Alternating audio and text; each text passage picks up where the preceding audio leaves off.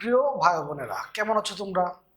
আবারও ফিরে আসলাম admission physics স্থির তড়িৎ ক্লাস নিয়ে। আজকে স্থির তড়িতে ক্লাস নাম্বার 2 হবে। আজকে প্রথমেই আমরা পড়াবো ধারকত্ব। তো সবাই খাতা কলম বের করো।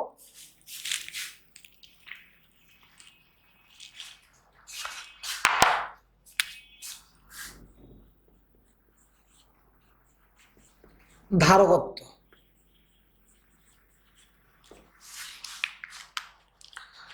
ধারকত্ব হলো কোনো পরিবাহীর বিভব, খেয়াল করো, কোনো পরিবাহীর বিভব একক পরিমাণ বৃদ্ধি করতে যে পরিমাণ আধানের প্রয়োজন হয়, কোনো পরিবাহীর বিভব একক পরিমাণ বৃদ্ধি করতে যে পরিমাণ আধানের প্রয়োজন হয় তাই ওই পরিবাহীর ধারকত্ব হবে। কোনো পরিবাহীর বিভব একক পরিমাণ বৃদ্ধি করতে যে পরিমাণ আধানের প্রয়োজন হয় তাই ওই পরিবাহীর ধারকত্ব হবে। ধারকত্বের একক হলো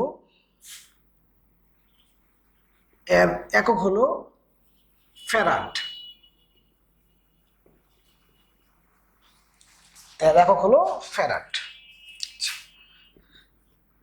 এখন গোলাকার পরিবাহীর ধারকত্ব, গোলাকার পরিবাহীর ধারকত্ব হলো C equal 4 pi epsilon nought R. গোলাকার পরিবাহীর ধারকত্ব C equal 4 pi epsilon nought R. এখানে সি এর সাথে আর এর কি সম্পর্ক? ধারকত্বের সাথে ব্যাসার্ধের কি সম্পর্ক? সমানুপাতিক। তার মানে ব্যাসার্ধ যদি বাড়ে গোলাকার পরিবাহীর ক্ষেত্রে, ব্যাসার্ধের পরিমাণ যদি বাড়ে ধারকত্ব কি বাড়বে। গোলাকার পরিবাহীর ক্ষেত্রে যেহেতু সমানুপাতিক, ব্যাসার্ধ বাড়লে ধারকত্ব বাড়বে। এখন খেয়াল করে দেখো তো, এখান থেকে তুমি আর সমান কি লিখতে পারো? 1/4 পাই এপসাইলন নট সি। এখান থেকে আমরা এটা লিখতে পারি, তাই তো? কারণ তুমি এটার মান জানো, 9 × 10⁻⁹ কত? 9 সি। এখন যদি প্রশ্ন হয় 1 ফ্যারাডে ধারকত্ব তৈরি করা সম্ভব কিনা, 1 ফ্যারাডে ধারকত্ব, তাহলে 1 ফ্যারাডে সি এর মান কত? 1 ফ্যারাডে। সি এর মান যদি 1 হয় তাহলে কত হয়ে গেছে? 9 × 10⁻⁹। যে মানটা, এই মানটা কি পৃথিবীর ব্যাসার্ধ থেকে কি বেশি, এই মানটা কি পৃথিবীর ব্যাসার্ধ থেকে কি বেশি। তার মানে তুমি এমন একটা যন্ত্রাংশ তৈরি করবা যার ব্যাসার্ধ পৃথিবীর ব্যাসার্ধ থেকে কি বড়। বিষয়টা কাল্পনিক, তাই না? এই কারণে 1 ফ্যারাডে ধারকত্ব তৈরি করা কি সম্ভব নয়। কথা কি তুমি বুঝতে পারছো? যে আমি প্রশ্ন হলো যে 1 ফ্যারাডে ধারকত্ব তৈরি করা সম্ভব কিনা। না, আমি দেখলাম যে যদি 1 ফ্যারাডে হয়, সি এর মান যদি 1 হয়, আর এর মান কত হয়ে যায়? ব্যাসার্ধ হয়ে যায় 9 × 10⁻⁹, যে মানটা কি পৃথিবীর ব্যাসার্ধ থেকে কি বেশি বড়। তবে তুমি এমন একটা যন্ত্রাংশ তৈরি করবা যার ব্যাসার্ধটা কি পৃথিবীর ব্যাসার্ধ থেকেও কি বড়, এটা তো সম্ভব না। এই কারণে 1 ফ্যারাডে ধারকত্ব তৈরি করা কি সম্ভব নয়। লিখিত পরীক্ষা আসতে পারে এটা।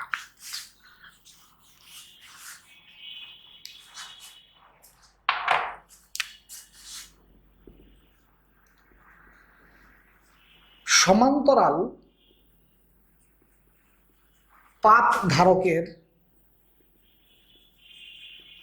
ধারকত্ব, সমান্তরাল পাত ধারকের ধারকত্ব C equal epsilon not K A by D. এখানে কেটা হলো পরাবৈদ্যুতিক ধ্রুবক, পরাবৈদ্যুতিক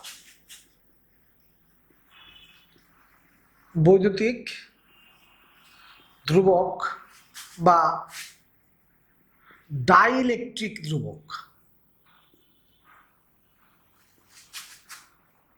ডাইইলেকট্রিক ধ্রুবক এই কেটা হলো, এই কে সমান হলো যে কোনো মাধ্যমে ধারকত্ব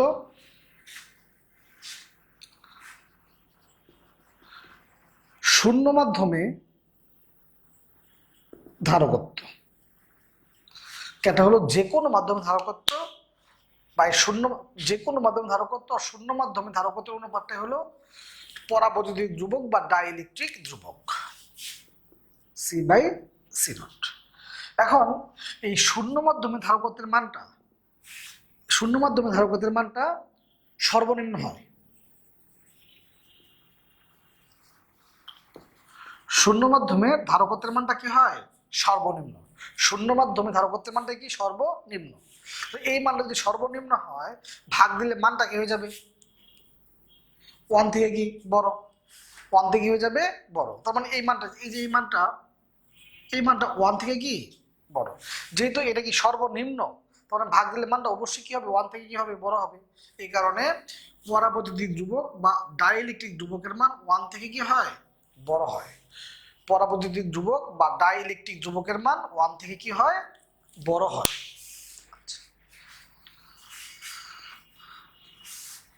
এখন আমি প্রশ্ন করলাম যে ধারকত্বের মান কিভাবে বৃদ্ধি করা যায়।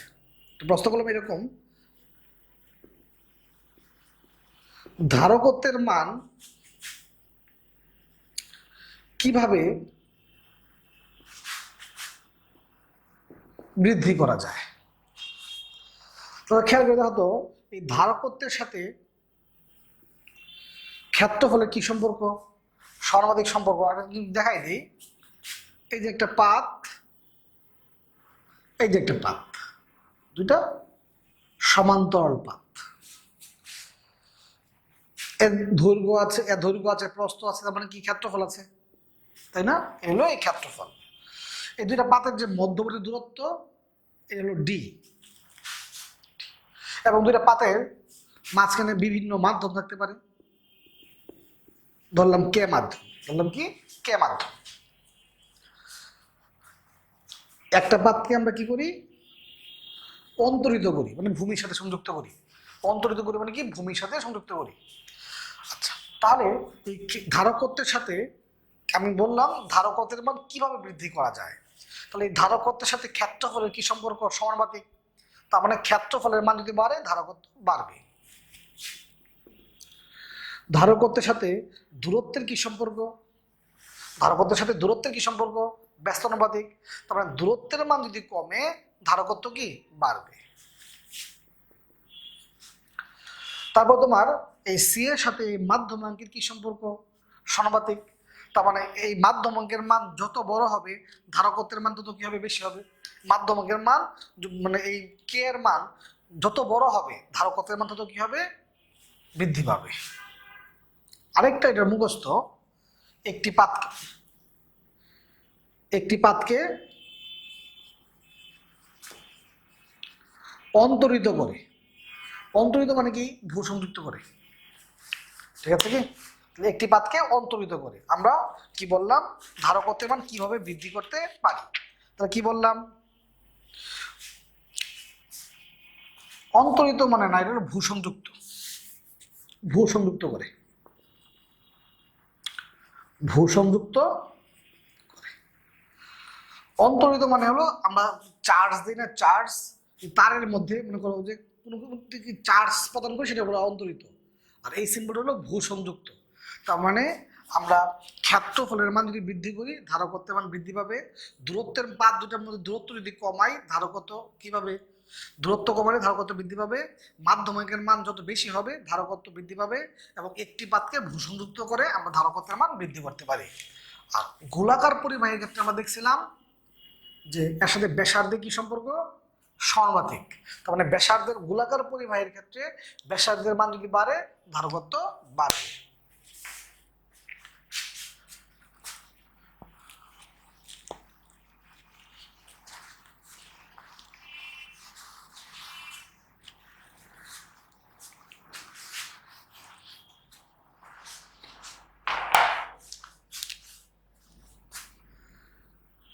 একাধিক ধারকত্ব,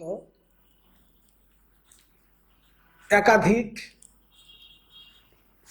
ধারকত্ব যদি আমরা শ্রেণী সমবায়ে সংযোগ করি, শ্রেণী সমবায়ে সংযোগ করলে 1/CS equal 1/C1 plus 1/C2 plus 1/C3। যদি আমরা সমান্তরাল সমবায়ে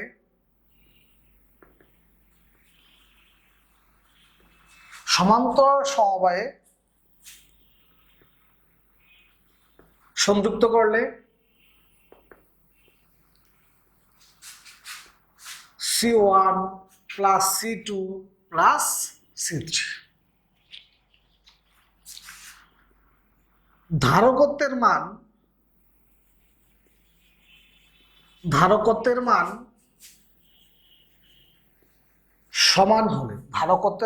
সমান হলে এই সিপি সমান এনসি, ধারকত্বের মান যদি সমান হয় সি প্লাস সি কত হবে এনসি। শ্রেণী সমবায়ে ধারকত্বের মান সমান হলে সমান্তরালের ক্ষেত্রে এটা, শ্রেণীর ক্ষেত্রে হলো সি বাই এন। একটাকে যদি আমি আরেকটা দিয়ে ভাগ দিই তাহলে এখানে সিপি বাই সিএস কত হচ্ছে এন স্কোয়ার। একটাকে আরেকটা ভাগ দিলে সি এবং সি কাটা যাবে, কত হবে এন স্কোয়ার। এখানে এনটা হলো ধারকত্বের সংখ্যা, এনটা হলো ধারকত্বের সংখ্যা। মনে করো আমি বললাম দুটি সমমানের ধারকত্ব, তাহলে দুটি এন এর মান 2, বা বললাম 5 ফ্যারাডের 3টি ধারকত্ব, কয়টি? 3টি, এন এর মান কত হবে 3। এনটা হলো, এখানে এন হলো ধারকত্বের সংখ্যা।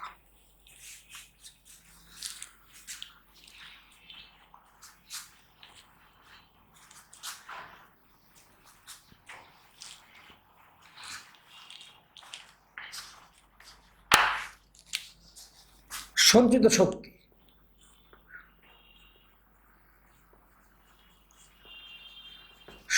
শক্তি, E equal half CV square, একটা কোশ্চেন দেই, বললাম নিচের কোনটি মিথ্যা,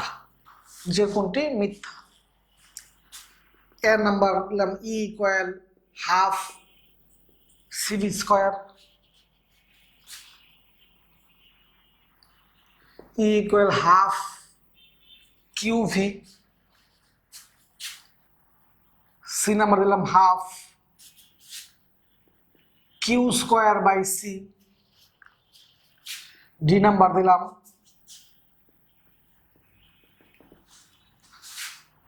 half Q by C square. এখন এ নাম্বারটা যে সূত্র তুমি জানোই, সঞ্চিত শক্তি সূত্র কি E equal half CV square. এখন বি নাম্বারটা সত্য কিনা বাচ্চারা খেয়াল করো, ই সমান কত? হাফ সিভি স্কোয়ার, তাই তো? তুমি একটু আগে দেখছো সি সমান কত? কিউ বাই ভি, তাহলে আমি এই যে সি আছে, এই সি এর জায়গায় লিখতে পারি কিউ বাই ভি, কত হলো? হাফ কিউ ভি, তার মানে বি নাম্বারটা সত্য। এখন যদি ই নাম্বারটাতে যাই, তুমি জানো ই সমান কত? হাফ সি ভি স্কোয়ার, তাই তো? তাহলে তুমি তো জানো যে সি সমান কত? কিউ বাই ভি, তাই তো? সি সমান কত? কিউ বাই কত? ভি। তাহলে ভি সমান কত হচ্ছে? কিউ বাই সি, কত? সি। তাহলে এই যে তোমার ভি আছে, এই ভি এর তুমি লিখতে পারো কিউ বাই কত? সি। তার মানে কি দাঁড়ায়? হাফ কিউ স্কোয়ার বাই কত? সি। তার মানে সি নাম্বারটাও কি সত্য, তাহলে ডি নাম্বারটা কি মিথ্যা। তাহলে ডি নাম্বারটা কি মিথ্যা। আশা করি বুঝতে পারছো। এটা কিন্তু মেডিকেল পরীক্ষায় প্রায় সময় আসে বাচ্চারা। হোয়াইট বোর্ডে যে কোশ্চেন লিখলাম এটা কিন্তু মেডিকেল পরীক্ষায় প্রায় সময় আসে। এখন আমরা লিখব একক আয়তনের সঞ্চিত শক্তি। একক আয়তনের সঞ্চিত শক্তি। একক আয়তনের সঞ্চিত শক্তি মাত্র যে এক্সাম্পলটা দেখছো এটা কিন্তু প্রায় সময় পরীক্ষায় আসে। এখন হলো একক আয়তনে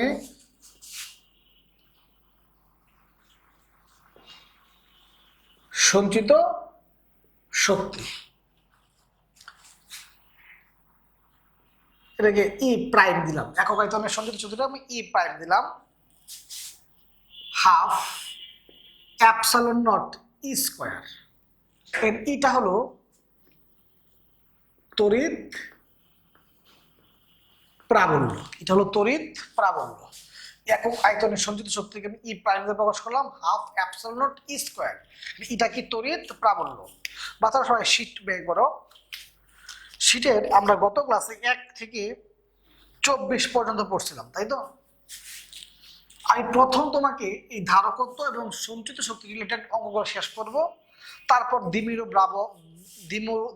ভ্রামক, তড়িৎ ফ্লাক্স, গাউসীয় তল এই ধরনের পরে আলোচনা করতেছি। আগে ধারকত্ব এবং সঞ্চিত শক্তি পার্টটুকু শেষ করি। সবাই শীটটা বের করো। আমরা গত ক্লাসে 1 থেকে 24 পর্যন্ত ম্যাথ করছিলাম। সবাই 25 নম্বর কোশ্চেনটা পড়ো।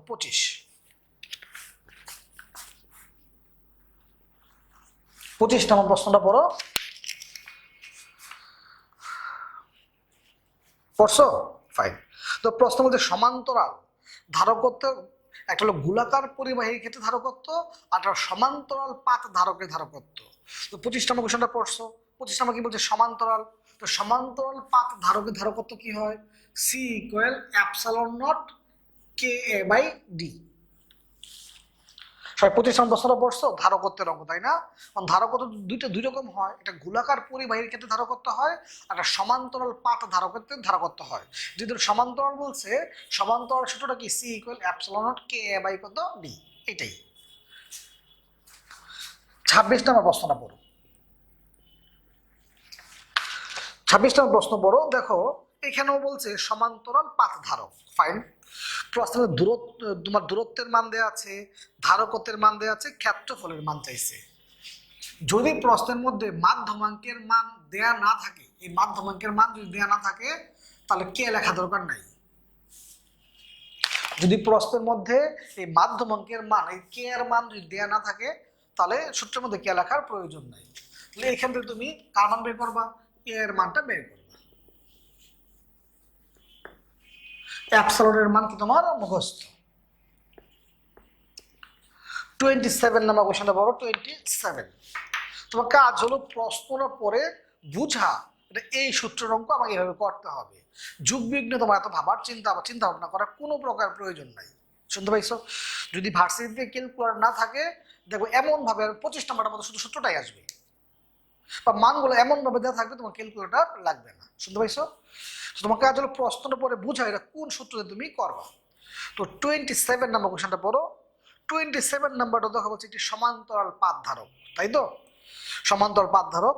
প্রশ্নের মধ্যে দূরত্বের মান দেওয়া আছে, বিভব পার্থক্যের মান দেওয়া আছে, চার্জের মান দেওয়া আছে, ক্ষেত্রফল চাইছে। কি চাইছে? ক্ষেত্রফল। ফাইন। 27 তুমি দেখো তো, তুমি সি সমান কি জানো? অ্যাপসিলন নট এ বাই কত ডি।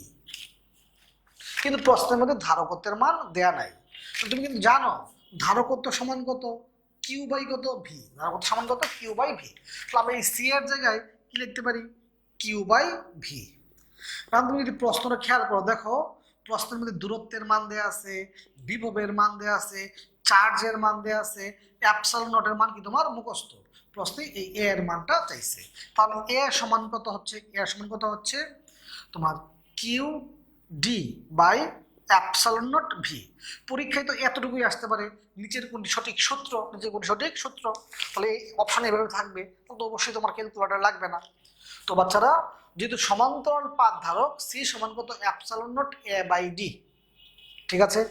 এখন তুমি খেয়াল যদি করো, এই ধারকত্বের মান প্রশ্নে দেওয়া নাই। প্রশ্নে দেওয়া আছে কার মান? বিভবের মান আর চার্জের মান। তাহলে আমি সি এর জায়গায় লিখতে পারি কিউ বাই ভি। এখান থেকে আমরা এ এর মানটা বের করবো। 28 নাম্বার কোশ্চেনটা তুমি যদি দেখো 28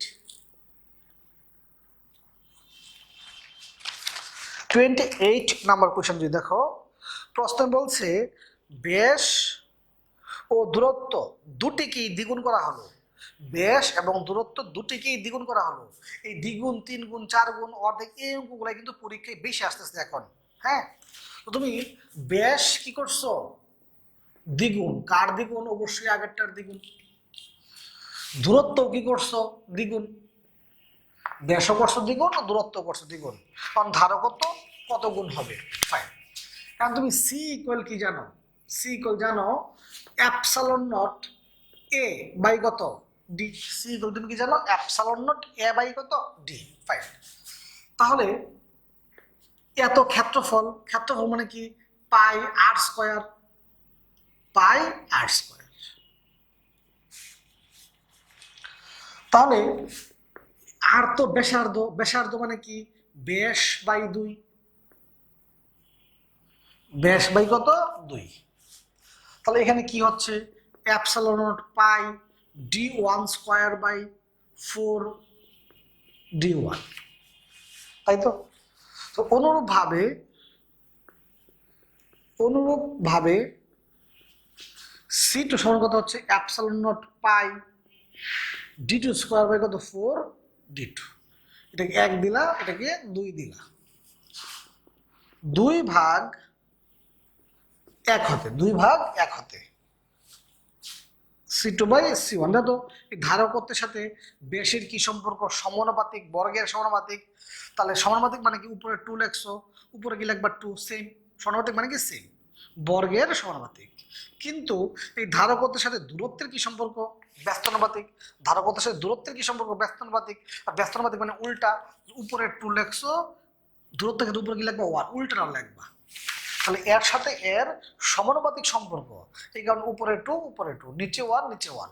কিন্তু ধারকত্বের সাথে দূরত্বের কি সম্পর্ক? ব্যস্তানুপাতিক মানে উল্টা, এই কারণে উপরে কি লেখছো? 2, দূরত্বের ক্ষেত্রে উপরে কত? 1, নিচে 1, যে কত? উল্টাটা লেখছো।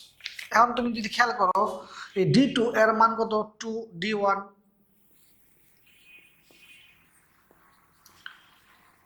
এই d2 এর মান কত? 2 d1। d1 কাটা, 4/2। তাহলে তোমার ধারকত্ব কয় গুণ হয়ে গেল? দ্বিগুণ হয়ে গেল। ইম্পর্টেন্ট অঙ্ক কিন্তু এটা, হ্যাঁ, ইম্পর্টেন্ট অঙ্ক। তো সবাই বাচ্চারা 28 তো দেখছো, সবাই শীটের মধ্যে 39 নম্বর কোশ্চেনটা পড়ো তো। 39, সবাই 39 নম্বর কোশ্চেনটা পড়ো। 28 এর পরে 39 নম্বর কোশ্চেনটা পড়ো।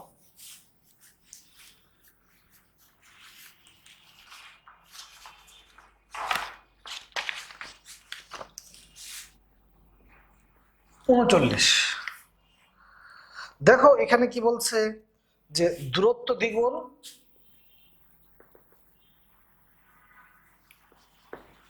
ক্ষেত্রফল কি দ্বিগুণ।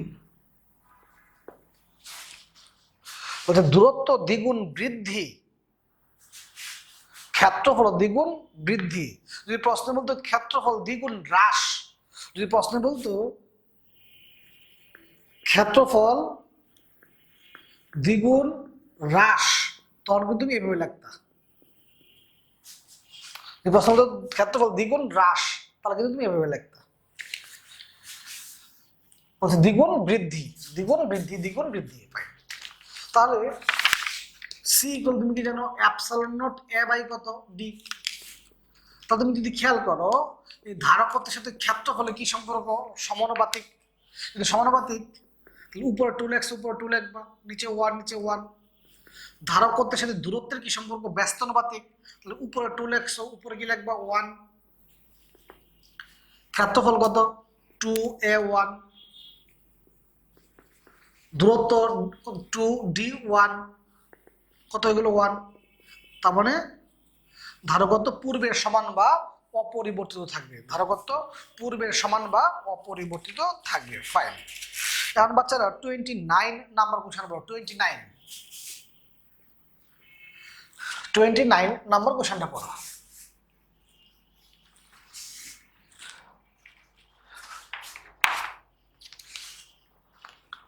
তিনটি ধারক কোন সমবায়ে যুক্ত?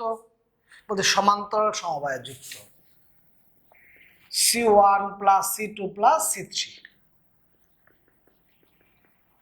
তিনটি ধারক কোন সমবায়ে যুক্ত বলছে? সমান্তরাল সমবায়ে যুক্ত। এই সহজ অঙ্কগুলো কিন্তু পরীক্ষায় MCQ এ সবচেয়ে বেশি আসে। তো সবাই এখন 30 নাম্বার কোশ্চেনটা পড়ো। 30 সবাই 30 নাম্বার কোশ্চেনটা পড়ো। দেখো বলছে কি 1 ফ্যারাডে এবং 3 ফ্যারাডে এরা কোন সমবায়ে যুক্ত? শ্রেণী সমবায়ে যুক্ত। শ্রেণী সমবায়ে যুক্ত 1 ফ্যারাডে আর 3 ফ্যারাডে। 1 ফ্যারাডে এবং 3 ফ্যারাডে এরা কোন সমবায়ে যুক্ত? শ্রেণী সমবায়ে যুক্ত। কত হয়? 4/3। তাহলে CS কত হয়? 3/4। কারণ প্রশ্নের মধ্যে তোমার বিভবের মান দেওয়া আছে, চার্জ বের করতে বলছে। তুমি কিন্তু জানো C ইকুয়াল কত? Q/V। তাহলে Q সমান কত? CV। C এর মান কত? 3 কত? 4। 3/4। বিভবের মান কত? 60। তাহলে বাচ্চারা তোমার প্রশ্নের মধ্যে কি যে দুটো ধারক শ্রেণীর সমবায়ে যুক্ত, তুমি ধারকত্বের মান বের করছো, তারপর তোমার চার্জের মান চাইছে, হয়ে গেছে। এখন 31 নাম্বার কোশ্চেনটা যদি পড়ো, 31 নাম্বার কোশ্চেন যদি তুমি পড়ো, দেখো এখানে বলছে যে সমান ধারকত্বের কয়টা? দুইটা। ধারকত্বের মান সমান কয়টা? দুইটা। ফাইন। এখন প্রশ্ন বলছে যে সমান্তরাল সমবায় থাকাকালীন ধারকত্ব শ্রেণীর সমবায়ের কত গুণ? তুমি কিন্তু জানো CP/CS সমান কত? n²। তাহলে CP/CS n এর মান কত? 2। তাহলে সমান্তরালটা শ্রেণীর কত গুণ? 4 গুণ। সমান্তরালটা শ্রেণীর কত গুণ? 4 গুণ। ইম্পর্টেন্ট অঙ্ক কিন্তু এটা। তো সমান্তরাল শ্রেণীর কত গুণ? 4 গুণ। যদি প্রশ্ন বলতো শ্রেণী সমান্তরালের কত গুণ?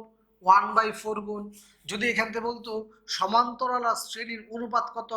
4:1। যদি শ্রেণী আর সমান্তরাল অনুপাত হইতো কত হইতো? 1:4।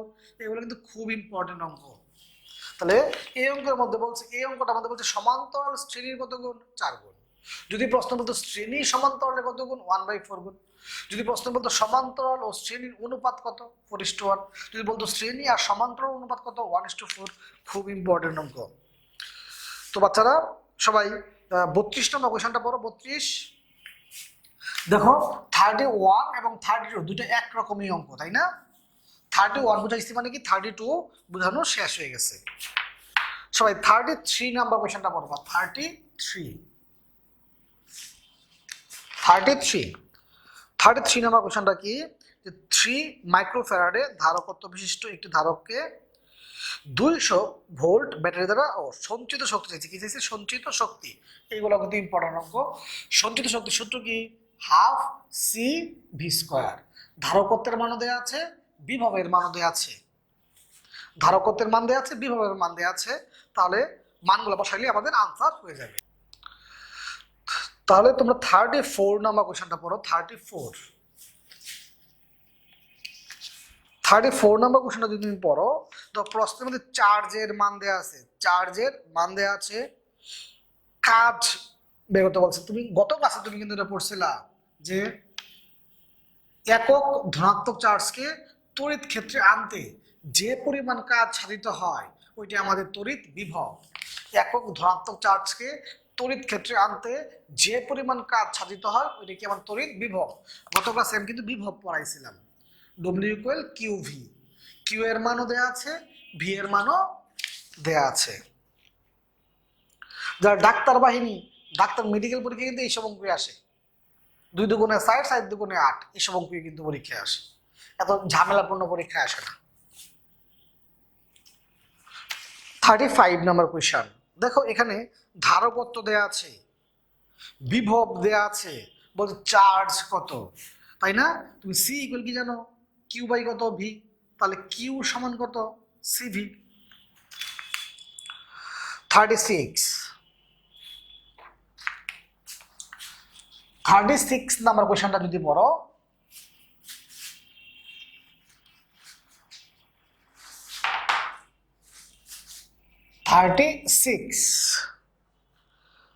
দেখো এখানে বলছে যে সঞ্চিত শক্তি দ্বিগুণ করার জন্য বিভব পার্থক্য কত হবে। খেয়াল করো তুমি, দেখো খুব ইম্পর্টেন্ট কিন্তু এইগুলো। হ্যাঁ, এই যে দ্বিগুণ, তিন গুণ, অর্ধেক, মানে এই সমানুপাতিক ব্যস্তানুপাতিক অঙ্কগুলো কিন্তু সবচেয়ে বেশি ইম্পর্টেন্ট হয়। এখন তুমি খেয়াল করো তো, শক্তির সাথে বিভবের কি সম্পর্ক? বর্গের সমানুপাতিক, তাই তো? এখন প্রশ্ন বলছে শক্তি দ্বিগুণ। প্রশ্ন ভালো করে পড়ো, শক্তি দ্বিগুণ। তুমি শক্তির জায়গায় দ্বিগুণ লেখো, শক্তি দ্বিগুণ, তুমি শক্তির জায়গায় দ্বিগুণ লেখছো, তাহলে বিভব কত গুণ হয়ে গেছে? √2 গুণ। শক্তি যদি দ্বিগুণ হয়, বিভব কত গুণ? √2 গুণ। তাহলে বিভব যে √2 গুণ, কার √2 গুণ? আগের মানটার। সবাই কি প্রশ্নটা পড়ছো? দেখো প্রশ্ন বলছে শক্তি দ্বিগুণ, শক্তি দ্বিগুণ। শক্তি যদি দ্বিগুণ হয়, বিভব কত গুণ? √2 গুণ।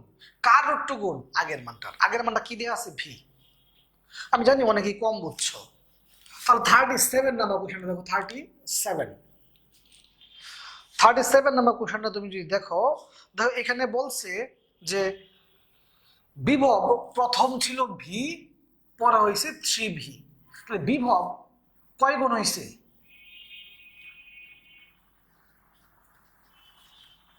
বিভব আগে ছিল ভি, পরে কত হয়েছে? 3v।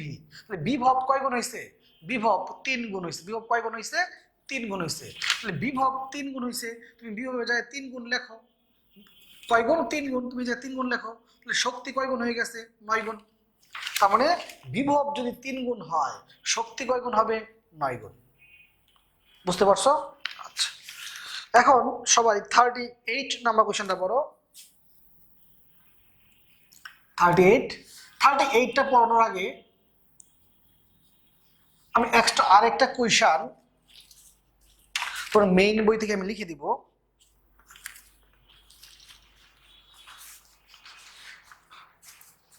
একটি বিচ্ছিন্ন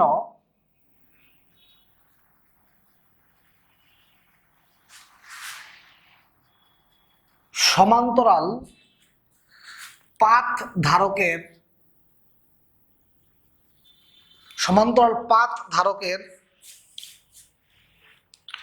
পাথ দ্বয়ের মধ্যবর্তী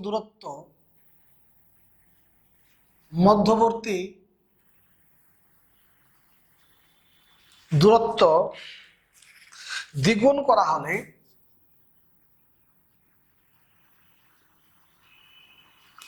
করা হলে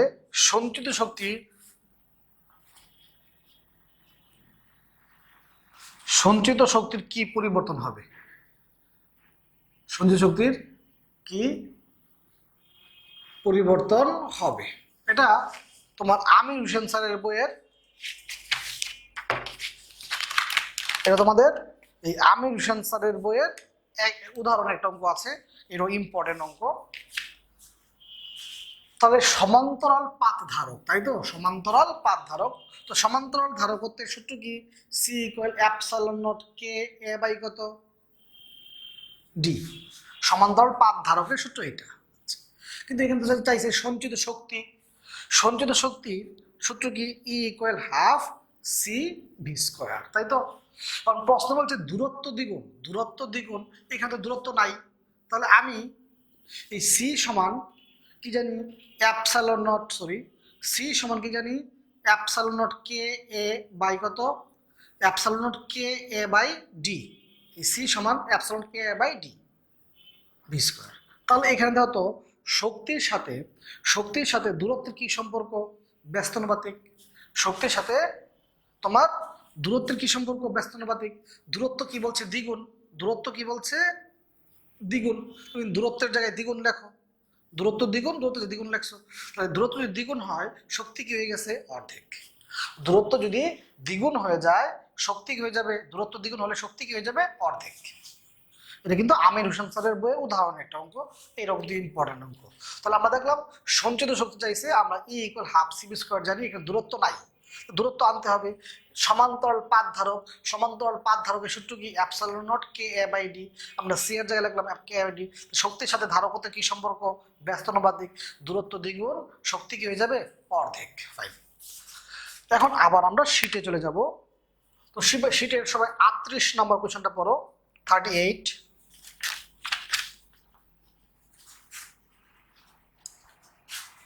শীটের 38 নম্বর কোশ্চেনটা সবাই পড়ো।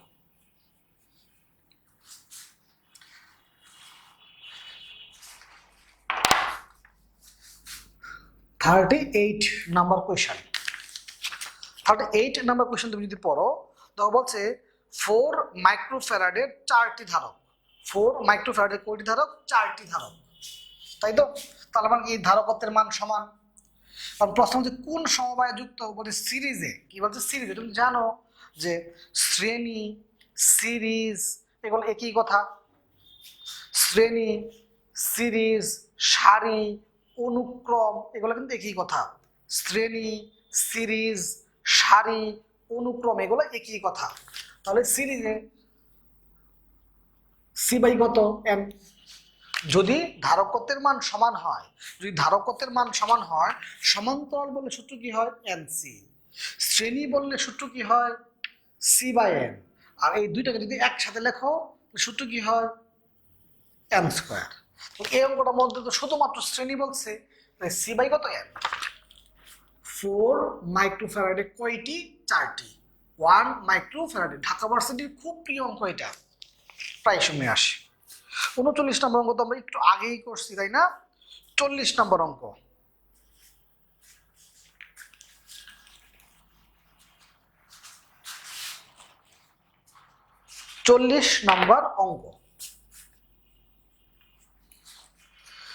দেখো 40 নম্বর অঙ্কের মধ্যে শ্রেণী সমবায় এর মান দেওয়া আছে 2 মাইক্রোফ্যারাডে, সমান্তরাল সমবায় এর মান দেওয়া আছে 9 মাইক্রোফ্যারাডে। বলছে ধারক দুটির মান কত। লিখিত পরীক্ষার জন্য এই অঙ্কটা ইম্পর্টেন্ট। হ্যাঁ, আর তুমি জানো কিন্তু সিপি সমান কত? C1 plus C2। তাহলে এই সিপির মান প্রশ্নে কত দেওয়া আছে? 9, তাই তো? এখন যদি তুমি C1 মাইনাস C2 মান বের করতে পারো, যোগ করলে C1 এর মান, বিয়োগ করলে কার মান? C2 এর মান। তাহলে C1 মাইনাস C2 মান বের করতে পারলে তোমার জন্য সুবিধা। আচ্ছা, সেটা পরে আসতেছি। আর তুমি জানো যে 1/CS সমান কত? 1/C1 plus 1/C2। তাহলে 1/CS কত হচ্ছে? C1 plus C2। এই যে তোমার CS এর মান কত? 2। C1 প্লাস C2 এর মান কত? 9, তাই তো? C1 প্লাস C2 মান কত? 9। তাহলে তুমি এখান থেকে তুমি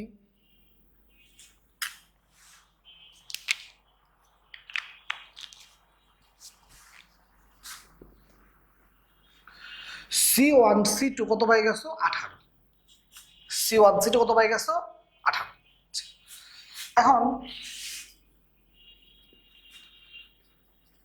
a minus B whole square সমান কত? a plus B 4ab। C1 plus C2 এর মান কত? 9। C1 C2 এর মান কত? 18। তাহলে ক্যালকুলেশন করতে হতো কত আসে?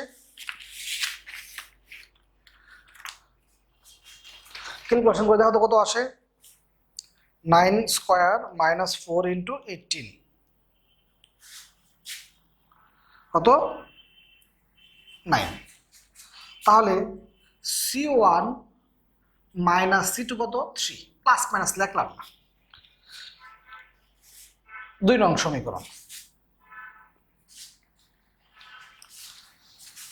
1 যোগ 2 হতে 2C1 কত? 12। তাহলে C1 কত? 6। 1 বিয়োগ 2 হতে 2C2 কত? 6। C2 কত? এগুলো 3। তার মানে C1 কত? তার মানে 6 মাইক্রোফ্যারাডে ও 3 মাইক্রোফ্যারাডে।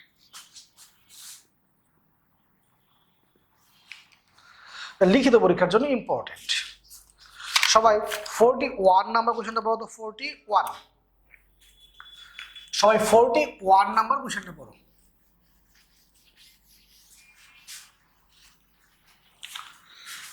41 নাম্বার কোশ্চেনটা কিন্তু আমি গত ক্লাসে তোমাকে আলোচনা করছিলাম, যে 41 গত ক্লাসে আলোচনা করছিলাম যে এফ সমান তুমি কি জানো 1/4 pi epsilon naught Q1 Q2 by D square. তাহলে এই এফ এর সাথে এই এপসাইলন নটের কি সম্পর্ক? ব্যস্তানুপাতিক সম্পর্ক। কি সম্পর্ক? ব্যস্তানুপাতিক। আর তুমি জানো যে গত ক্লাসে আলোচনা করছিলাম শূন্য স্থানে ভেদ্যতার মানটা সর্বনিম্ন হয়। শূন্য স্থানে ভেদ্যতার মানটা কি হয়? সর্বনিম্ন। যেহেতু শূন্য স্থানে ভেদ্যতার মান সর্বনিম্ন, তাই এই কারণে শূন্য স্থানে আকর্ষণ বা বিকর্ষণ বলের মান সবচেয়ে কি হবে? বেশি। শূন্য স্থানে ভেদ্যতার মানটা কি হয়? সর্বনিম্ন হয়। যেহেতু এই মানটা সর্বনিম্ন, এর সাথে ব্যস্তানুপাতিক, এটা যদি সর্বনিম্ন হয় এটা কি হবে? সর্বোচ্চ। তারপর তোমার 42 গত ক্লাসে আলোচনা করছি। 42 গত ক্লাসে আলোচনা করছি। ডিবি বাই কত? ডি আর কত ক্লাসে এই অনেকক্ষণ আলোচনা করছি। চার্জিত বস্তুর ক্ষেত্রে ভি যদি ধ্রুবক হয় প্রাবল্য শূন্য হবে, আর অচার্জিত বস্তুর ক্ষেত্রে ভি শূন্য হলে প্রাবল্য শূন্য হবে। গত ক্লাসে কিন্তু এটা অনেকক্ষণ আলোচনা করছিলাম। তারপর তোমার 43 যে কোনো গোলকের অভ্যন্তরে যে কোনো বিন্দুর বিভব পৃষ্ঠের বিভবের সমান হয়। এটা অনুধাবন, তোমার আমির হোসেন স্যারের বইয়ে উত্তরটা লেখা আছে, রিডিং করে ফেলবা। 44 আজকে আলোচনা করছি, 45 আজকে আলোচনা করছি, 46ও আজকে আলোচনা করছি। তাহলে এখন আমাদের 25 থেকে 46 পর্যন্ত শেষ হয়ে গেল। তাহলে আমাদের 46 পর্যন্ত শেষ হয়ে গেল। এখন আমরা আলোচনা করব তড়িৎ দ্বিমেরু নিয়ে। তড়িৎ দ্বিমেরু।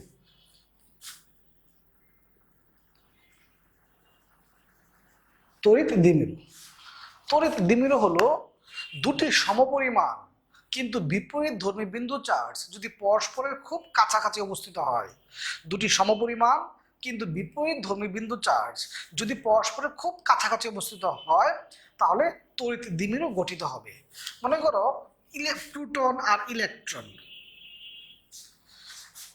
প্রোটন এবং ইলেকট্রনের মান কি? সমান, কিন্তু একটা প্লাস আর একটা কি? মাইনাস। তার মানে এখানে কি?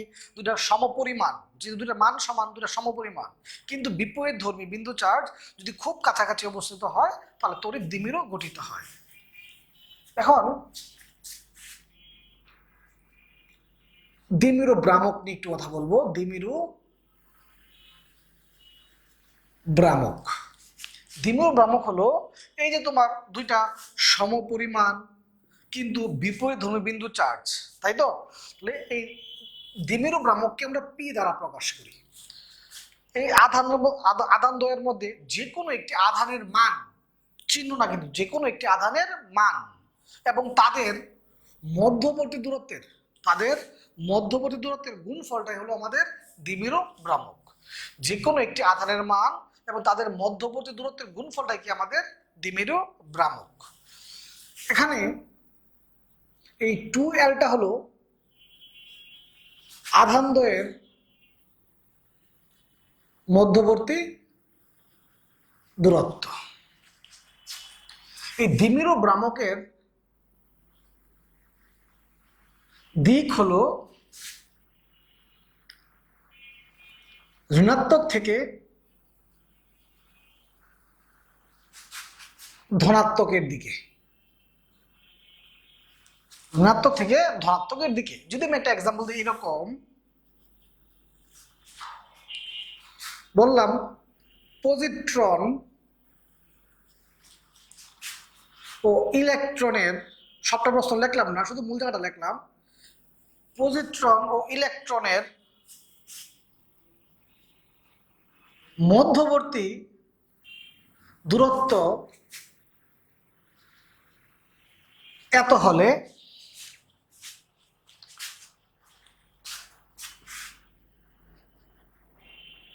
দ্বিমেরু ভ্রামক কত? দ্বিমেরু ভ্রামক কত? তাহলে তোমার দ্বিমেরু ভ্রামকের সূত্র কি? কিউ ইন্টু কত? 12। তাহলে ইলেকট্রন বা পজিট্রন এর মান কত 1.6 10 টু দি পাওয়ার কত -19। আর আধান দ্বয়ের মধ্যবর্তী দূরত্ব কত দেয়া আছে, তো কত হয়ে গেল 1.6 10⁻27। আধান এর একক কি কুলম্ব, আর দূরত্বের একক কি মিটার, কুলম্ব মিটার। তাহলে দ্বিমেরু ভ্রামক কি যে কোনো একটি আধানের মান এবং তাদের মধ্যবর্তী দূরত্বের গুণফলটাই কি আমাদের দ্বিমেরু ভ্রামক। আর এর অভিমুখটা কি হবে, এর অভিমুখ কি হবে ঋণাত্মক থেকে ধনাত্মকের দিকে। এর অভিমুখটা কি হবে ঋণাত্মক থেকে ধনাত্মকের দিকে।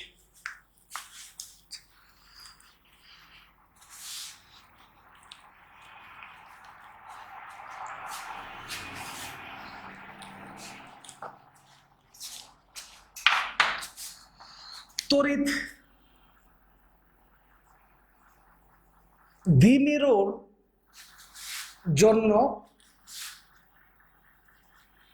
বিভবের রাশিমালা হলো এইটা V equal 1/4 pi epsilon naught P cos theta by R square.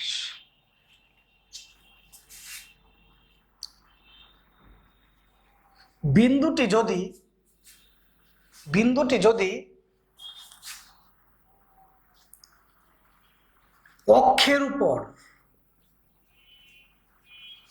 অবস্থিত হয়, বিন্দুটি যদি অক্ষের উপর অবস্থিত হয় তার মানে থিটা কত ডিগ্রি হবে 0 ডিগ্রি। আর কস 0 ডিগ্রির মান কত, কস 0 ডিগ্রির মান হলো 1 পি বাই আর স্কয়ার।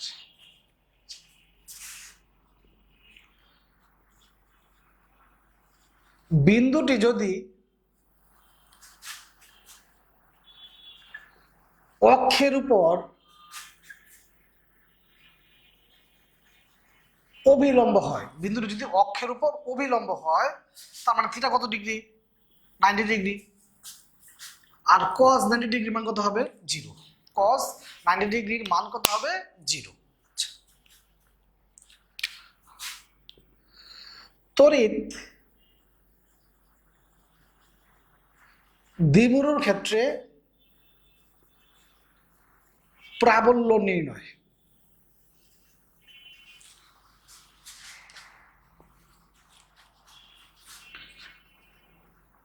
বিন্দুটি যদি অক্ষ বরাবর স্থাপিত হয়, বিন্দুটি যদি অক্ষ বরাবর স্থাপিত হয় 1/4 pi epsilon naught 2p by R cube. বিন্দুটি যদি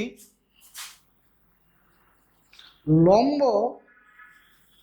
দ্বিখণ্ডকের উপর স্থাপিত হয় 1/4 pi epsilon naught P by R cube. বাচ্চারা সবাই 50 নম্বর কোয়েশ্চনটা পড়ো, 50, সবাই শীটের মধ্যে 50 নম্বর কোয়েশ্চনটা পড়ো।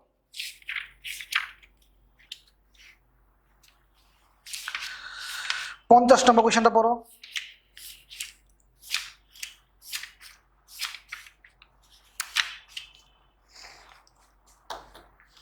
পড়ছো? আচ্ছা, আরেকটা জিনিস তুমি খেয়াল করে দেখো, এখানে এই বিভবের ক্ষেত্রে ভি এর সাথে আর এর কি সম্পর্ক, বর্গের ব্যস্তানুপাতিক। আর প্রাবল্যের ক্ষেত্রে ঘনের ব্যস্তানুপাতিক। বিভবের ক্ষেত্রে কি সম্পর্ক, বর্গের ব্যস্তানুপাতিক, আর প্রাবল্যের ক্ষেত্রে কি সম্পর্ক, ঘনের ব্যস্তানুপাতিক। আরেকটা তুমি জিনিস খেয়াল করো যে অক্ষ বরাবর যে প্রাবল্যটা লম্ব বরাবর প্রাবল্যের কয় গুণ, দ্বিগুণ। অক্ষ বরাবর যে প্রাবল্যটা হচ্ছে সেটাকে লম্ব বরাবর প্রাবল্যের পি বাই আর কিউ, অক্ষ বরাবর প্রাবল্যটা লম্ব বরাবর প্রাবল্যের কয় গুণ, দ্বিগুণ। ফাইন, তাহলে এখন তুমি 50 নম্বর কোয়েশ্চনটা একটু পড়ো।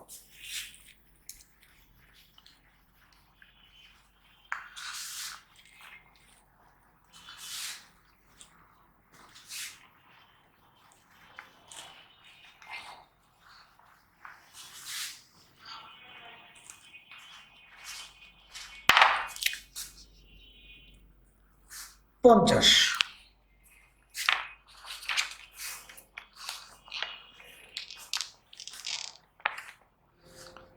দেখো তোমার প্রথমেই তুমি দ্বিমেরু ভ্রামকের মানটা বের করে ফেলো, কিউ ইন্টু 12। চার্জের মান দেওয়া আছে 2 মাইক্রোকুলম, আধান দ্বয়ের দূরত্ব দেওয়া আছে 2 সেন্টিমিটার।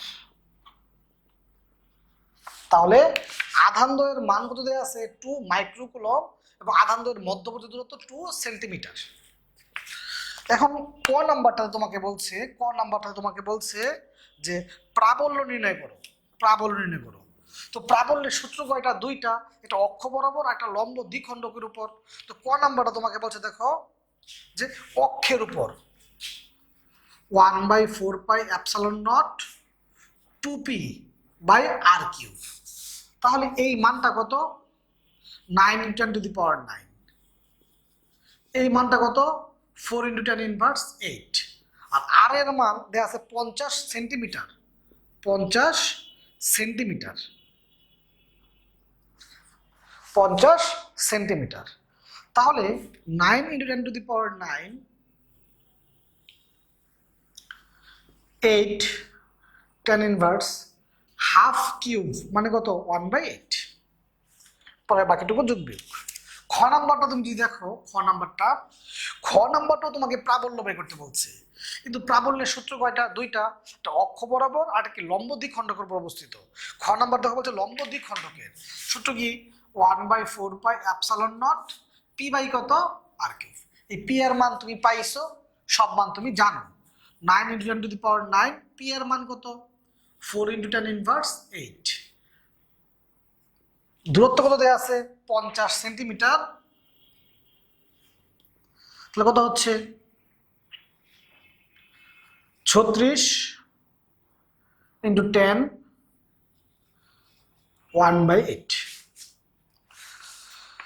তো বাচ্চারা, দ্বিমেরু ভ্রামকের যদি প্রাবল্য বলে, প্রাবল্যের সূত্র কটা? দুইটা। বিভবের সূত্র কটা? দুইটা। বিভবের অক্ষ বরাবর যদি বিভব বলতো, বিভব বললে অক্ষ বরাবর সূত্র কি হইতো? 1/4πε0 p/r²। আর যদি বলতো অক্ষের উপর লম্ব, তাহলে ভি এর মান কত হইতো? 0। অক্ষের উপর লম্ব, তাহলে কত? ভি এর মান কত হইতো? 0। তাহলে প্রথমেই আমরা কি করে ফেলছি?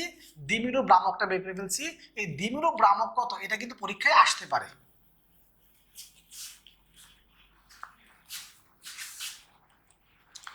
এখন আমরা আলোচনা করব তড়িৎ ফ্লাক্স নিয়ে। তড়িৎ ফ্লাক্স,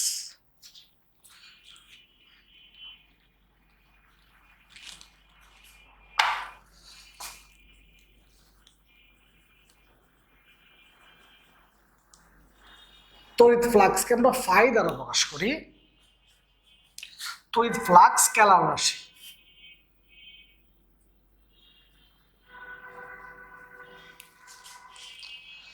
তড়িৎ ফ্লাক্স স্কেলার রাশি।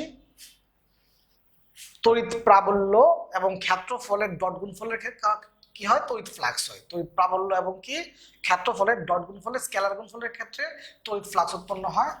আমি এটাকে যদি ডট গুণফল লিখতে পারি, ইএস cos θ। তড়িৎ ফ্লাক্স এই সংজ্ঞানুসারে বের হতে পারে। আবার গাউসের সূত্র থেকেও,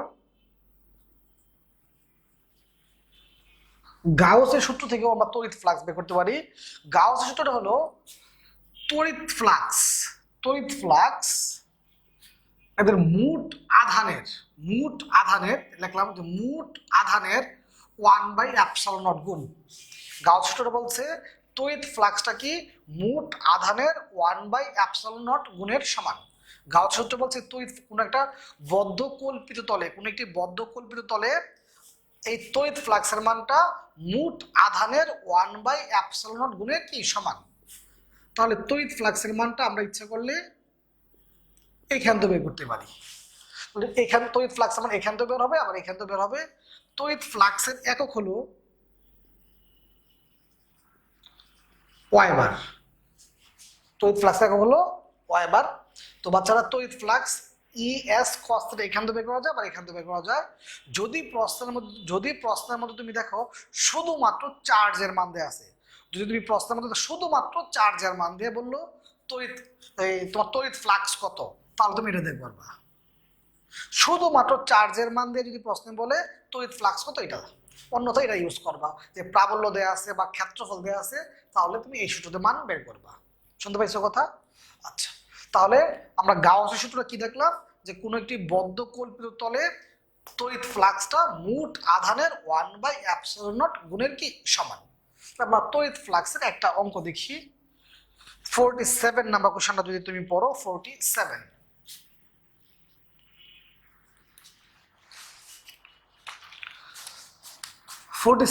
তড়িৎ প্রাবল্য দেয়া আছে 5i plus 4j plus 3k।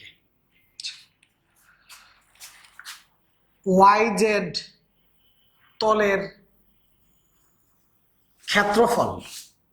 ক্ষেত্রফলটাকে আমরা এখানে s দ্বারা প্রকাশ করছি, তাই s। YZ তলের ক্ষেত্রফল হলো x অক্ষ বরাবর। YZ তলের ক্ষেত্রফলটা হয় x অক্ষ বরাবর, আর x অক্ষ বরাবর আয়ত একক ভেক্টর কি i ক্যাপ। মান দেওয়া আছে 15। বাচ্চারা তাহলে যদি বলতো যে তোমার এই এক্স ওয়াই তলের ক্ষেত্রফল, তলের ক্ষেত্রফল হইতো এক্স ওয়াই, বাকি আছে কি জেড অক্ষ বরাবর। কি হবে কে ক্যাপ। যদি বলতো তোমার জেড এক্স বরাবর, বাকি আছে কি ওয়াই, তাহলে কি ওয়াই অক্ষ বরাবর কি হবে জে ক্যাপ। কারণ যেটা বাকি আছে ওইটা, তার মানে YZ বাকি আছে কোনটা x অক্ষ বরাবর, আর x অক্ষ বরাবর আয়ত একক ভেক্টর কি হয় i ক্যাপ। তড়িৎ ফ্লাক্স বের করতে বলছে,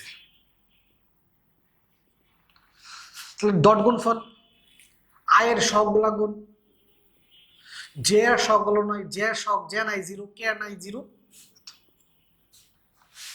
তার মানে তোমার তড়িৎ প্রাবল্য দেয়া আছে, ক্ষেত্রফল দেয়া আছে, তড়িৎ ফ্লাক্স বের করতে বলছে, ডট গুণফল। আর যদি মান দিয়ে থাকতো আমরা কি করতাম, ইএস কস থিটা। আর মধ্যে যদি দেখতাম কোণের মান দেয়া আছে কস থিটা লিখবা, আর কোণের মান দেয়া না থাকলে কস থিটা লিখবা না।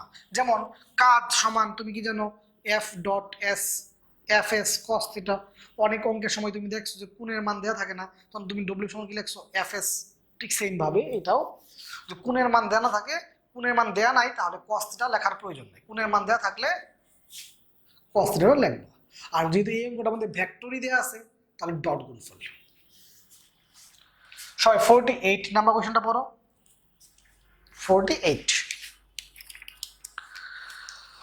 দেখো, তড়িৎ ফ্লাক্স নির্ণয় করতে বলছে প্রশ্নের মধ্যে শুধুমাত্র চার্জের মান। কি চার্জের মান, তাহলে Q/ε0। কিউ এর মান কত? কিউ এর মান আছে 6 × 10⁻⁶, আর ε0 এর মান তো তোমার মুখস্থই 8.854 10⁻12। যদি তুমি 49 নাম্বার কোশ্চেন দেখো, 49 নাম্বার কোশ্চেন দেখো, এখানে তড়িৎ ফ্লাক্স দেয়া আছে, চার্জের মান চাইছে। তাহলে তড়িৎ ফ্লাক্স দেয়া আছে, চার্জের মান চাইছে, Q/, কত ε0। চার্জ কি হবে, এই মানটা দেয়া আছে, আর এই মানটা কি তোমার মুখস্থ। তাহলে বাচ্চারা আমাদের 47, 48, 49 এবং 50 শেষ। তাহলে এই রিটেন পার্টের 50টা অঙ্ক আমাদের শেষ হয়ে গেল। তোমাদের গত ক্লাসে টাইপ 1, টাইপ 2 এবং টাইপ 3 তোমাদের বাড়ির কাজ দিয়েছিলাম। আজকে হলো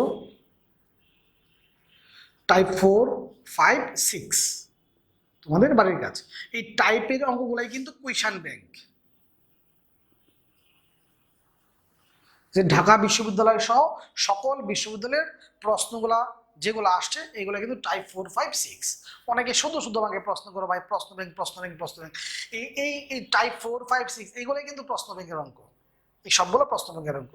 গত ক্লাসে দেখো তোমাকে টাইপ 1, 2, 3 বাড়ির কাজ দিছি, কিন্তু টাইপ 1, 2, 3 তুমি যে টাইপ 1, 2, 3 করছো, আমি তো একটা অঙ্ক করে দিছি না, টাইপ 1 2 3 তুমিই করছো। তুমি দেখো তো এই এতগুলো অঙ্ক করছো, এর মধ্যে তোমার কয়টা প্রবলেম?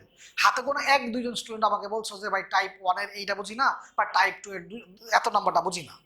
বাকি সবগুলো তুমি পারছো। তার মানে আমি যখন ক্লাসটা নিব প্রশ্ন ব্যাংক তোমার অটোমেটিক সলভ হয়ে যাবে।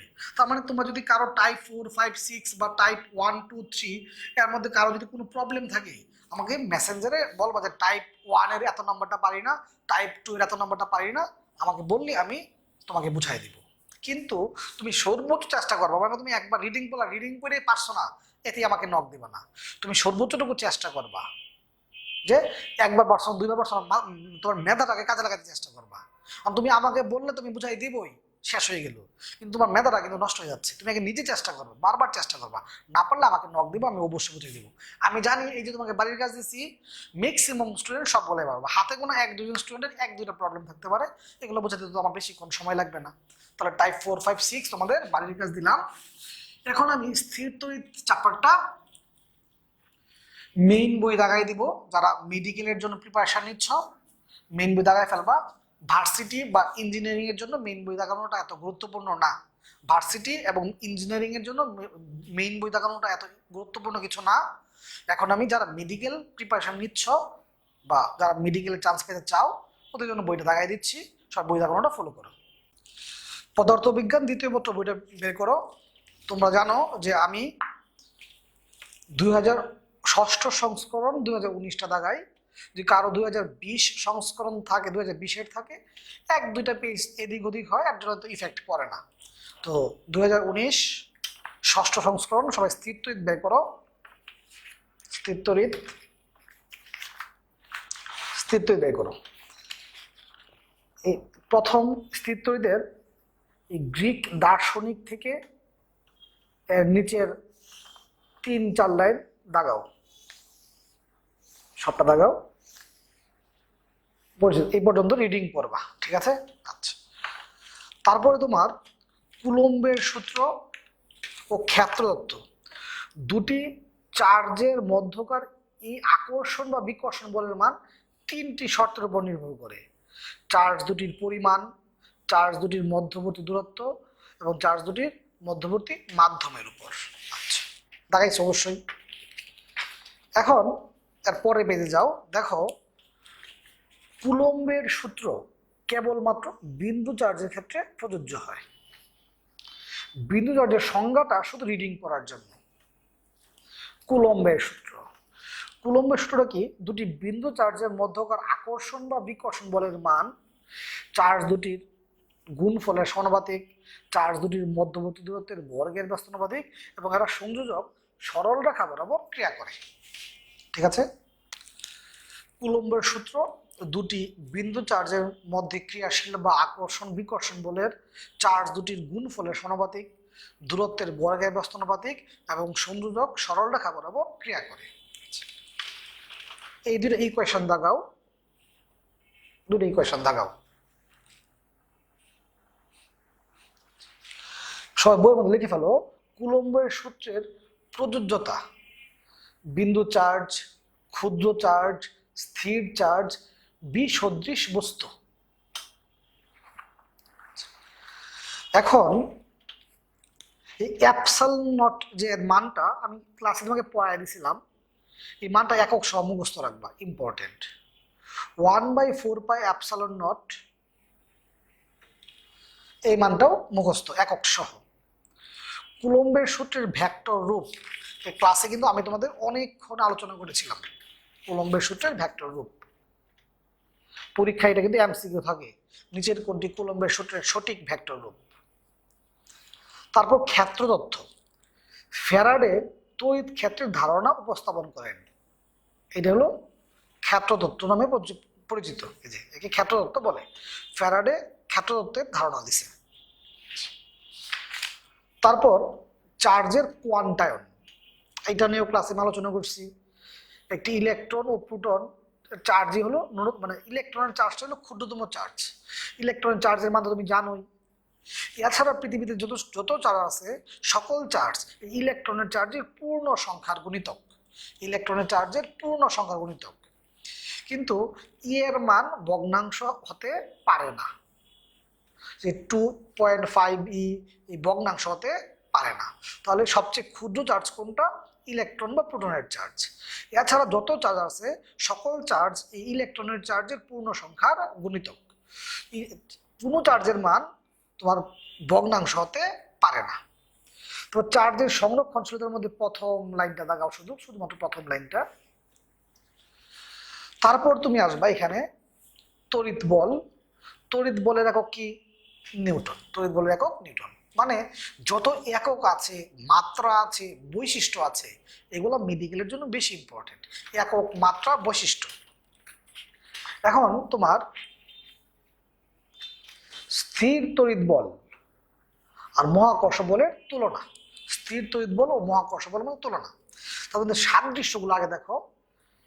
দুইটাই বর্গের ব্যস্তানুপাতিক, দুইটা বলি সংরক্ষণশীল বল, দুইটা বলি কৃতকাজের উপর নির্ভরশীল নয়, দুটি বলি শূন্য স্থানে কাজ করে।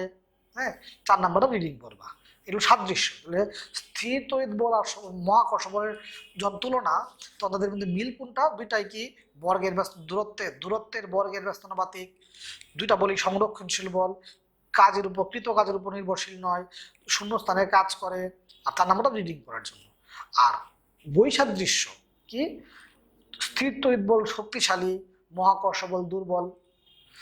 আকর্ষণ এবং বিকর্ষণ বল দুটাই হতে পারে, কিন্তু মহাকর্ষ বলের মধ্যে শুধুমাত্র আকর্ষণ ধর্মী। মহাকর্ষ বল শুধুমাত্র আকর্ষণ ধর্মী, আর তড়িৎ বল আকর্ষণ এবং বিকর্ষণ দুইটাই।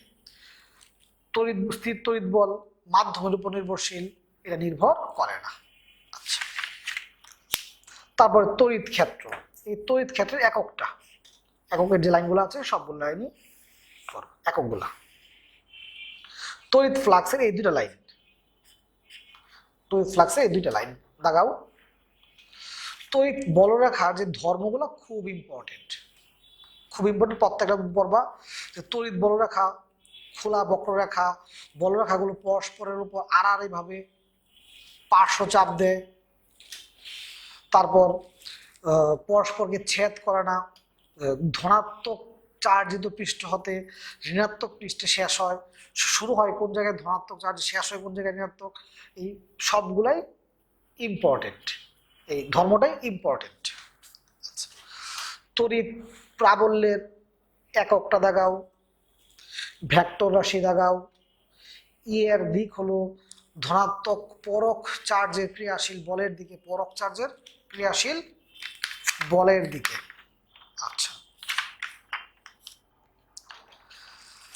তারপর এই পেজটাতে দাগানোর কিছু নাই, এই পাশে দাগানোর কিছু নাই। তড়িৎ, সবাই তড়িৎ বিভবে যাও। তড়িৎ বিভব, তড়িৎ বিভবের পার্থক্য থাকলেই কেবল চার্জের আদান প্রদান হবে, অন্যথায় নয়। এরপর তড়িৎ বিভবের ইকুয়েশনটা দাগাও। এই ইকুয়েশনটা দিয়ে কিন্তু আমরা অঙ্ক করছি, এই ইকুয়েশনটা নিয়ে আমরা আলোচনাও করছি। তড়িৎ বিভব স্কেলার রাশি। তড়িৎ বিভব এরকম কি? জুল পার কুলম বা ভোল্ট। তারপর এই অনুসন্ধানমূলক কাজটাতে যাও। কোনো ধাতব গুলোকে চার্জ প্রদান করলে বাইরের পৃষ্ঠে ছড়িয়ে পড়ে। জানার বিষয়গুলো এমসিকিউ এর জন্য। এই অঙ্ক তো আমরা ক্লাসে আলোচনা করছি। ইলেকট্রন ভোল্টে যাও। ইলেকট্রন ভোল্ট, ইলেকট্রন ভোল্টের এই প্রথম লাইনটা দাগাও। 1 ইলেকট্রন ভোল্ট সমান কত? একটি ইলেকট্রনের আধান ইন্টু 1 ভোল্ট। 1 ইলেকট্রন ভোল্ট সমান কত? একটি ইলেকট্রনের আধান ইন্টু 1 ভোল্ট। 1 ইলেকট্রন ভোল্টের মানটা তো তোমাদের মুখস্থই, 1.6 10⁻19 কুলম। পৃথিবীর বিভবে যাও। পৃথিবীর বিভব কত? 0। পৃথিবীর বিভব 0। পৃথিবীর বিভব চার্জহীন বস্তুর মতো 0 ধরা হয়। তাইছো? আচ্ছা, ফাইন। এখন তড়িৎ প্রাবল্য ও তড়িৎ বিভবের মধ্যে সম্পর্ক, এই সম্পর্ক মধ্যে উল্লেখ্যটা দাগাও। এই উল্লেখ্য যে লেখাটা আছে দাগাও, ইম্পর্টেন্ট এটা। ডিবি বাই ডি আর কে বিভবের নতিমাত্রা বলে। কার নতিমাত্রা বলে? বিভবের নতিমাত্রা বলে। এবার আধান ঘনত্বের এককটা দাগাও। এবার এই কাজের লাইনটা, এটা তোমাকে ক্লাসে আলোচনা করছি, শুধু মুখস্থ রাখবা যে প্রাবল্য তড়িৎ ক্ষেত্রে কোনো বিন্দুতে ক্ষেত্র প্রাবল্য শূন্য হলে বিভব শূন্য হতে পারে, আবার না হতে পারে। মানে প্রাবল্য শূন্য হলে বিভব শূন্য হতে পারে, আবার নাও হতে পারে। তারপর এপসাইলন নট আর কে মাধ্যমের পরাবৈদ্যুতিক ধ্রুবক বলে। এই অঙ্ক তো ক্লাস 2 আলোচনা করছি। সমবিভব তলে যাও, সমবিভব তলের এই সংজ্ঞাটা দাগাও, যেহেতু দিয়ে 3টা লাইন দাগাও। সমবিভব তলের বৈশিষ্ট্যগুলো খুব ইম্পর্টেন্ট, এই বৈশিষ্ট্যগুলা ইম্পর্টেন্ট।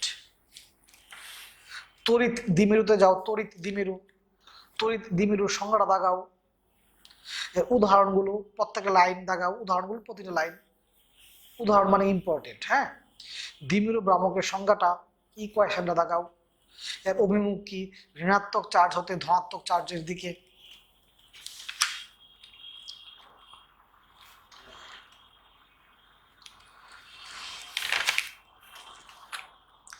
তারপরে তড়িৎ দ্বিমেরুর জন্য তড়িৎ বিভবের রাশিমালার এই দ্রষ্টব্যগুলো, তড়িৎ দ্বিমেরুর জন্য তড়িৎ প্রাবল্য এই বিশেষ ক্ষেত্রগুলো, কোণের মান যদি সূক্ষ্ম কোণ হয় cos θ ধনাত্মক, বিভব ধনাত্মক হবে। যদি স্থূল কোণ হয় cos θ ঋণাত্মক, বিভব ঋণাত্মক হবে। থিটা যদি 180 ডিগ্রি হয় cos θ মান কত -1। প্রাবল্য দূরত্বের ঘনের ব্যস্তানুপাতিক ক্লাসে আলোচনা করছি, আর বিভবের দূরত্বের বর্গের ব্যস্তানুপাতিক, বর্গের ব্যস্তানুপাতিক। তাইছো, এটা কিন্তু ইম্পর্টেন্ট লাইন। হ্যাঁ, তারপরে তুমি এই পরিবাহী আর ডাইইলেকট্রিকে যাও, পরিবাহী বা অন্তরক এর উদাহরণগুলা, সংজ্ঞা রিডিং করো উদাহরণগুলা। তারপর তোমার ডাইইলেকট্রিক ধ্রুবক, যে ডাইইলেকট্রিক ধ্রুবক এর উদাহরণগুলা। ডাইইলেকট্রিক ধ্রুবক দুই ভাগে বিভক্ত, একটা হলো অমেরুধর্মী পদার্থ আর একটা হলো মেরুধর্মী পদার্থ। অমেরুধর্মী পদার্থের উদাহরণগুলা, মেরু পদার্থের উদাহরণগুলা। তারপরে এই কে পরাবৈদ্যুতিক ধ্রুবক বা ডাইইলেকট্রিক ধ্রুবক বা মাধ্যমাঙ্ক বলে। পরাবৈদ্যুতিক ধ্রুবকের মান সর্বদাই 1-এর চেয়ে বেশি হয়, পরাবৈদ্যুতিক ধ্রুবকের মান সর্বদা 1-এর চেয়ে বেশি হয়। এই ডাইইলেকট্রিক পদার্থের মানগুলা, পানি, অভ্র, কাচ, ইবুনাইট, এই মানগুলা শূন্য স্থানে বায়ুতে। ডাইইলেকট্রিক পদার্থ এবং ডাইইলেকট্রিক ধ্রুবকের মানগুলা পানি, অভ্র, কাচ, ইবুনাইট, বায়ু, শূন্যস্থান, এই মানগুলো মুখস্থ রাখবা। তারপরে ধারক বা তড়িৎ আধার সংজ্ঞাটা আমাদের দেখো, পরিবাহীতে চার্জ সঞ্চিত রাখার যান্ত্রিক প্রক্রিয়াকে ধারক বলে। চার্জ সঞ্চিত রাখার যান্ত্রিক প্রক্রিয়াকে ধারক বলে। পরিবাহী দ্বয়ের মাঝে অন্তরক পদার্থ স্থাপন করে ধারকত্ব বৃদ্ধি করা যায়, অন্তরক পদার্থ স্থাপন করে ধারকত্ব বৃদ্ধি করা যায়। ধারকত্বের এই ইকুয়েশনটা দাগাও, ধারকত্বের এককগুলো দাগাও। ধারকত্বের একক ফ্যারাডে, ক্ষুদ্রতম একক মাইক্রো ফ্যারাডে। 1 ফ্যারাড ধারকত্ব বিশিষ্ট পরিবাহী তৈরি করা সম্ভব নয়। পরিবাহী ধারকত্ব যে যে বিষয়ের উপর নির্ভর করে, শুধু স্টেপগুলা: পরিবাহীর ক্ষেত্রফল, পরিবাহীর মধ্যবর্তী মাধ্যম, পাতদ্বয়ের মধ্যবর্তী দূরত্ব, অপর কোনো পরিবাহী বা ভূখণ্ডের সান্নিধ্য। ধারকের ধারকত্ব কিভাবে বৃদ্ধি করা যায়, এগুলো ক্লাসে আমি অনেকক্ষণ আলোচনা করছি। ইম্পর্টেন্ট কিন্তু, হ্যাঁ ইম্পর্টেন্ট। তারপরে তোমার এই যে তোমার কে পরাবৈদ্যুতিক ধ্রুবক সম্পন্ন মাধ্যমে গোলকের পৃষ্ঠে বিভব, এই মানটা তুমি জানোই। কে এর এককটা দাগাও। তড়িৎ ধারকত্ব দাগাও। চার্জ ও বিভব উভয়ই স্কেলার রাশি, ধারকত্ব স্কেলার রাশি।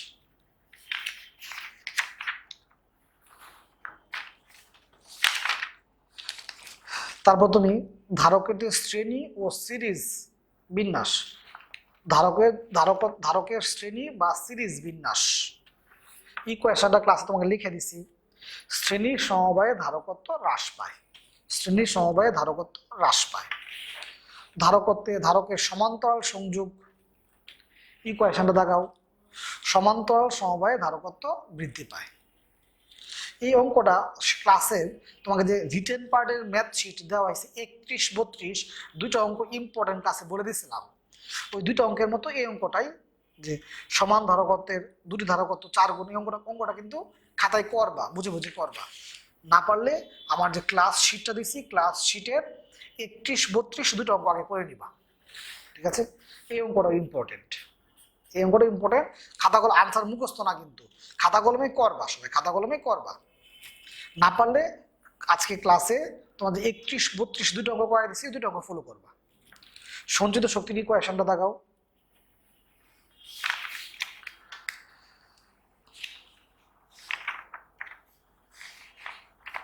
এই দুইটা অঙ্ক কিন্তু আমি ক্লাসে তোমাকে করে দিছি, দুটো অঙ্ক ক্লাসে করে দিছি। যে মধ্যবর্তী দূরত্ব দ্বিগুণ হলে সঞ্চিত শক্তি, বিভব 3 গুণ হলে সঞ্চিত শক্তি কয় গুণ, ক্লাসে আমি তোমাকে করে দিছি।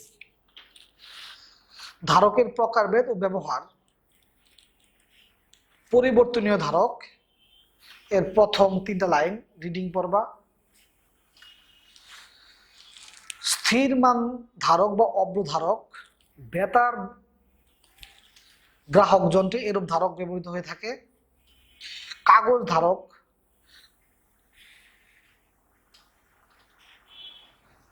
ইলেকট্রিক্যাল বর্তনীতে ব্যবহৃত হয়ে থাকে। তড়িৎ বিশ্লেষক ধারক বেতার গ্রাহকে ব্যবহৃত হয়ে থাকে। এই ব্যবহারগুলো ইম্পর্টেন্ট, সবগুলো ব্যবহারই ইম্পর্টেন্ট, সবগুলাই পড়তে হবে। গাউসের সূত্র, বিজ্ঞানী কার্ল ফ্রেডরিক গাউস। কোনো একটি বদ্ধতলের বিভিন্ন বিন্দুতে তড়িৎ প্রাবল্য, কি বললাম? তড়িৎ প্রাবল্য নির্ণয়ের জন্য এই সূত্র ব্যবহৃত হয়। তড়িৎ প্রাবল্য নির্ণয়ের জন্য এই সূত্র ব্যবহৃত হয়। তড়িৎ ফ্লাক্স স্কেলার রাশি, এর এককগুলা। গাউসীয় তল, গাউসের সূত্র ক্লাসে আলোচনা করছি যে তড়িৎ ফ্লাক্সটা কি মোট আধানের 1/ε0 গুণের সমান। গাউসটা পড়বা 1 টেসলা সমান 10⁴ গাউস, ঠিক আছে? আমি এই গাউসের সূত্রের ব্যবহার, চার্জিত গোলকের দরুন তড়িৎ প্রাবল্য কত হয়? 0। চার্জিত গোলকের জন্য তড়িৎ ক্ষেত্রে প্রাবল্য কত? 0। দেখাইছ? আচ্ছা, এখন বাচ্চারা এতটুকুই। কুলম্বের সূত্রের সীমাবদ্ধতা পড়বা, কুলম্বের সূত্রের সীমাবদ্ধতা পড়বা, এতটুকুই। তাহলে বাচ্চারা আমি তো টেক্সট বুক দেখাই দিলাম, এছাড়াও যারা মেডিকেল কোচিং করতেছো ওইখানে যদি এক্সট্রা কোনো ইনফরমেশন দেয় ওগুলো অবশ্যই তুমি পড়ে নিবা।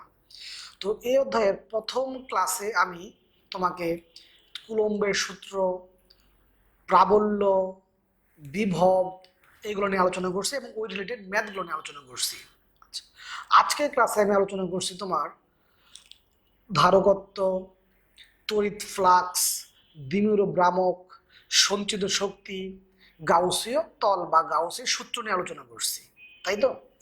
তো তোমার এই অধ্যায়ের প্রথম ক্লাসে যে কুলম্বের সূত্র এবং তোমার এই প্রাবল্য, বিভব নিয়ে যে আলোচনা করছিলাম, অনেকগুলা ম্যাথ করছিলাম, ওই রিলেটেড টাইপ 1, টাইপ 2, টাইপ 3 যেগুলো ছিল সেগুলো প্রশ্ন ব্যাংক তোমরা অবশ্যই গত ক্লাসে করে ফেলছো। আজকে আমরা ধারকত্ব, সঞ্চিত শক্তি, দ্বিমেরু ভ্রামক, তড়িৎ ফ্লাক্স, গাউসের সূত্র নিয়ে যেগুলো আলোচনা করলাম, এই রিলেটেড ম্যাথগুলো হলো টাইপ 4, 5, 6। এগুলো তোমাকে আজকে আমি বাড়ির কাজ দিলাম। আচ্ছা, যারা ভার্সিটি কোচিং করছো বা ইঞ্জিনিয়ারিং কোচিং করছো তাদের এই টেক্সট বুক দাগানোটা কোনো প্রয়োজন নাই। কথা কি বুঝতে পারছো? কারণ ইঞ্জিনিয়ারিং বা ভার্সিটিতে শুধুমাত্র ম্যাথ আসে, লিখিত পরীক্ষাও ম্যাথ আসবে, এমসিকিউ কি আসবে? ম্যাথই আসে। শুনতে পাইছো? আর যারা মেডিকেল কোচিং করতেছো আবারও বলতেছি, আমি বইটা দাগাই দিলাম, আমার মতো করে দেখাই দিলাম। এছাড়াও এক্সট্রা ইনফরমেশন যদি তোমার মেডিকেল কোচিংতে দেয়, ওই ইনফরমেশনগুলো নিবা এবং ভালো করে পড়ে ফেলবা। তাহলে স্থির তৈরিতে চ্যাপ্টারটা আজকে শেষ হয়ে গেল। এই অধ্যায়টা আগামী চ্যাপ্টারটা শুরু হওয়ার আগ পর্যন্ত এই চ্যাপ্টারটা সুন্দর করে গুছায় ফেলো। ভালো থাকো, সুস্থ থাকো।